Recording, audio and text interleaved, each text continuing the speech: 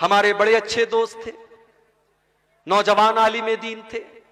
बिहार और झारखंड में हम लोगों ने साथ में प्रोग्राम भी किया था।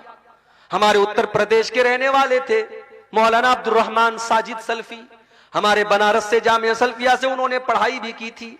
मुंबई के अंदर कुर्ला में एक मस्जिद के इमाम थे, बहुत अच्छे मुकर्रिर थे और बहुत अच्छे इंसान थे, खूबसूरत भी थे, खूबसीरत भी थे। अभी पिछले हफ्ते की खबर है, मौलाना अब्दुल रहमान साहब एक प्रोग्राम में पूना जाते हैं, वहां पे तकरीर करते हैं अल्लाह ताला की तौहीद के बारे में, उसके हुकूक के बारे में। तकरीर करने के बाद रात ही में वो मुंबई के लिए चलने लगते हैं, क्योंकि वो एक मस्जिद के इमाम हैं और मस्जिद की कमेटी ने ये कह करके रखा है कि आपको हर हाल में फजर की नमाज में रहना है। ओ लोगों, मौलवी कोई रोबोट तो नहीं होता, मौलवी कोई मशीन तो नहीं होता, उसके पास भी तो जरूरतें हो सकती हैं, उसके पास भी तो मजबूरियां हो सकती हैं। तुमने मौलवियों को मशीन समझना क्यों शुरू कर दिया है? बंद कर दो मौलवियों को मशीन समझना। मदरसों में पढ़ाने वाले मौलवियों को आपने 5-5 हजार रुपए की तनख्वाह पर रखा। अरे 5 हजार की तो लोग चाय और पान खा जाते हैं, पी जाते हैं।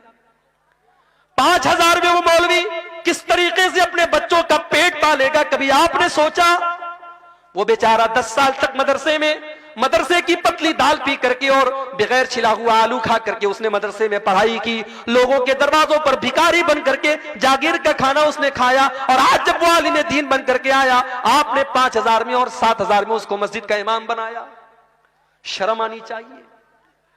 मस्जिद के इमाम से ज्यादा तो मोहल्ले में झाड़ू लगाने वाले की और सफाई करने वाले की तनख्वाह है। शर्म आनी चाहिए। और उसके बाद इतनी पाबंदी है कि साहब पूरा मोहल्ला मस्जिद में नजर ना आए। अगर इमाम बेचारा किसी दिन फजर में नहीं आया, मौलवी साहब आप फजर में नजर नहीं आए, पूरा एक एक नमाजी जब तक पूछ न ले और तहकीकात न कर ले, तब तक मौलवी को नहीं छोड़ेगा। उसके पास भी तो जरूरतें हो सकती हैं मेरे भाई। और एक बहुत बड़ा फितना यह भी है, आपने इमाम साहब के लिए कमरा बनवाया, बड़ा एहसान किया। बड़े एहसान के साथ लोग कहते हैं हमारे यहां इमाम साहब के लिए कमरे का भी इंतजाम है। कैसा कमरा है? छोटी सी कोठरी है। बेचारा इमाम सर एक दीवार में उसका टकरा रहा है तो पैर दूसरी दीवार में टकरा रहा है। इतना बड़ा कमरा होता है इमाम साहब का कि वो मुर्गी का दरबा भी उससे बड़ा होता है। वो बेचारा फैमिली लेके नहीं रह सकता। उसकी बीवी बेचारी जिंदगी भर शादीशुदा होने के बाद भी अपने शौहर से दूर रहे। ओ लोगों, तुमने इन मौलवियों की जिंदगी को ऐसा क्यों बना दिया? मदरसों में पढ़ाने वाले टीचरों के लिए आपने फैमिली क्वार्टर का इंतजाम क्यों न किया? कल अगर उस मौलवी के कदम बहके, उस इमाम के कदम बहके, उस खतीब के कदम बहके, उस टीचर के कदम बहके, वो तो गुनहगार होगा ही होगा। हम और आप भी कम गुनहगार न होंगे। हमने उनको अपनी फैमिली से दूर करके बहुत बड़ी आजमाइश में डाला है।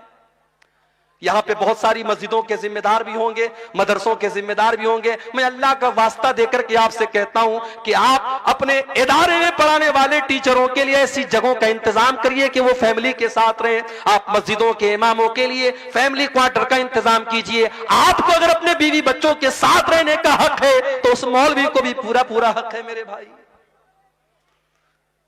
सरकारी टीचर मर जाए, उसकी बीवी को सरकारी नौकरी मिल जाती है। सरकारी टीचर मर जाए, 60 साल की सर्विस पूरा करने के बाद मर जाए तो उसके परिवार को पेंशन मिलती है। सारी जिंदगी मिंबर पर चढ़ करके अल्लाह रसूल का दर्स देने वाला मौलवी मर जाए, उसके कफन का भी कोई इंतजाम करने वाला नहीं, उसके बच्चों की पढ़ाई की कोई खबरगिरी करने वाला नहीं। क्या ये दर्द की बात नहीं है? क्या ये सोचने की बात नहीं है? मेरे भाई, दुनिया की हर कौम अपने गुरु की, अपने टीचर की, अपने उस्ताद की का सम्मान करती है। हमारी कौम तो सबसे ज्यादा मौलवियों के अंदर कीड़ा निकालती है। ठीक है, वो इंसान है, उनके अंदर अच्छे भी लोग हैं, बुरे लोग भी हैं, उनके अंदर कमियां हैं, कोताहियां हैं, मगर ये सोचो कि आज के इस दौर में वही है जो आपको अल्लाह के बारे में बता रहे हैं, रसूल के बारे में बता रहे हैं, जन्नत के बारे में बता रहे हैं, जहन्नम के बारे में बता रहे हैं। अल्लाह की कसम, अगर ये उलमा दुनिया से चले गए, आपको कोई कलमा पढ़ाने वाला, आपको कोई कुरान बताने वाला, आपको कोई अल्लाह के बारे में बताने वाला ना मिलेगा। मौलवी बेचारे मर जाते हैं, उनके बाद उनके बच्चों, उनके परिवार का क्या होता है कोई पूछने वाला नहीं है। अब्दुल रहमान सलफी साहब, फजर की नमाज पढ़ाना है, बहुत जल्दी है। उन्होंने टैक्सी पकड़ी। मुंबई से, पूना से मुंबई की टैक्सियां चलती हैं, शेयरिंग टैक्सियां।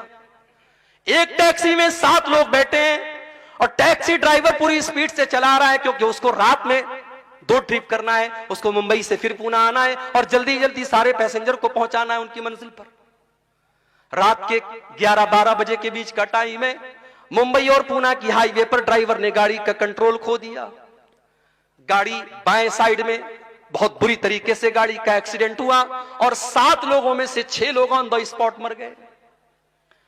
मेरे भाइयों, मेरे साथियों, क्या मौलाना अब्दुल रहमान सलफी ने यह सोचा होगा कि मैं पूना से तकरीर करने के बाद अपनी बीवी की शक्ल न देख पाऊंगा, अपने बच्चों की शक्ल न देख पाऊंगा? उनका इंतकाल हो जाता है, उनकी लाश की फोटो आती है। अल्लाह की कसम, वो लाश का फोटो देख करके आप जिंदगी का फोटो देखिए और लाश का फोटो देखिए, आपकी आंखों में आंसू आ जाएंगे। खूबसूरत चेहरा है, लहू लुहान हो चुका है, सर पूरा पिचक चुका है और ऑन द स्पॉट उनका इंतकाल हो जाता है। मेरे भाई, ये मौत बड़ी बेरहम होती है, ये मौत बड़ी सफाक होती है। इस मौत को कोई मतलब नहीं कि आपकी बीवी के ऊपर क्या गुजरेगी, आपके बच्चों पर क्या गुजरेगी, आपके बाद आपके घर वालों पर क्या गुजरेगी। इस मौत को इससे कोई मतलब नहीं कि आपने कौन कौन से सपने देखे थे, आपकी जिंदगी का क्या टारगेट था, आपने क्या सोचा था। मौत तो अपने टाइम पर आएगी और आपको लेकर के चली जाएगी।